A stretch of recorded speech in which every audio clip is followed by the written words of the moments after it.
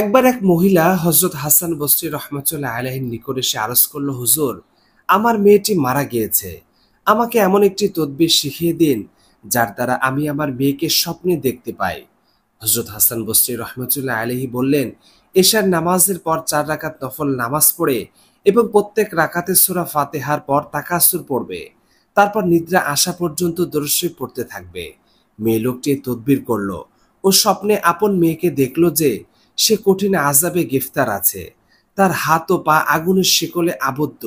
সকালবেলা মেয়ে লোকটি হযরত হাসান বসরি রহমাতুল্লাহ আলাইহির খেদমতে গিয়ে ঘটনা বর্ণনা করল। হযরত হাসান বসরি রহমাতুল্লাহ আলাইহি বললেন, কিছু সদকা করে দাও, হয়তো আল্লাহ পাক উহার উসিলায় আপন মেয়েকে মাফ করে দিবেন। পরের দিন স্বয়ং হযরত হাসান বসরি রহমাতুল্লাহ আলাইহি স্বপ্নে দেখলেন যে বেহেশতের একটি বাগানে বহুত উঁচু একটি তখ্ত রয়েছে। সে তখ্তের উপর এক অপরূপ সুন্দরী মেয়ে বসা রয়েছে, যার মাথার উপর নূরের তাজ বিরাজমান। মেয়েটি বলল, হুজুর, আপনি কি আমাকে চিনতে পারছেন? তিনি বললেন, না, চিনতে পারিনি। মেয়েটি বলল, হুজুর, আমি ওই মেয়ে যার মাতাকে আপনি এশার নামাজের পর দরুদ শরীফ পড়ার হুকুম দিয়েছিলেন। হযরত হাসান বসরি রহমাতুল্লাহ আলাইহি বললেন, তোমার মা তো তোমাকে উহার বিপরীত অবস্থায় দেখছেন। মেয়েটি বলল, আমার অবস্থা পূর্বে ওই রূপই ছিল, যে রূপ আমার মা বর্ণনা করেছেন। হযরত হাসান বসরি রহমাতুল্লাহ আলাইহি বললেন, তুমি এই মর্যাদায় কি করে পৌঁছিলে? মেয়েটি বলল, আমরা ৭০,০০০ লোক ভীষণ আযাবে গ্রেফতার ছিলাম। একজন আল্লাহর নেক বান্দা আমাদের পার্শ্ব দিয়ে যাওয়ার সময় একবার দরুদ শরীফ পাঠ করে আমাদের উপর বকশিশ করে দেয়।